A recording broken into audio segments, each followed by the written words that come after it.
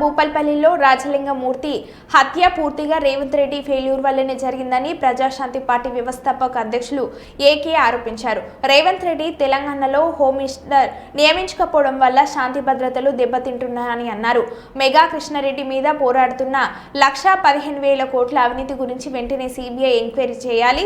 Mega Krishna Reddy ముఖ్యమంత్రి రేవంత్ రెడ్డి అత్యంత సన్నిహితులు కాబట్టి వీళ్ళ ఇద్దరి అవినీతి మీద సిబిఐ ఎంక్వైరీ చేయాలి.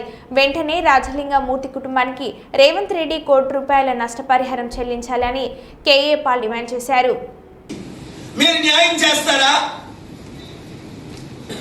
లేదా నన్ను చేయించమంటారా? దేవుడు మీ కుటుంబాలను సర్వనాశనం చేస్తాడు, మీ పిల్లల సర్వనాశనం చేస్తాడు. ఎందుకంటే రాజలింగమూర్తికి కూడా పిల్లలు ఉన్నారు కదా, కుటుంబం ఉంది కదా. మనుష్యుడు ఏ విగుతునో ఆ పట్టనే కోస్తాడు.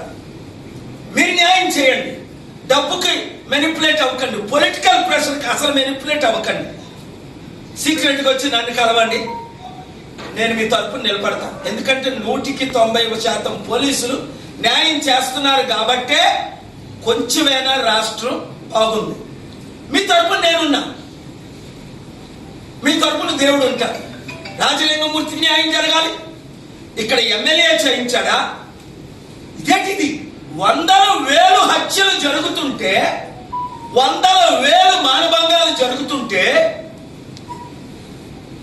ఎక్కడ న్యాయం? ఇది ఏమవుతుంది? నైజీరియాలో కూడా పట్ట పగలు చంపేస్తారు.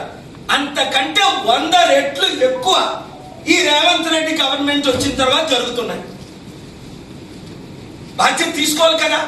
రేవంత్ రెడ్డి హోమ్ మినిస్టర్ని అపాయింట్ చేసి ఆయన హోమ్ మినిస్టర్ పదవికి రాజీనామా చేయాలి, లేదా నా ఫైట్ ఆగదు, న్యాయం జరుగుతుంది.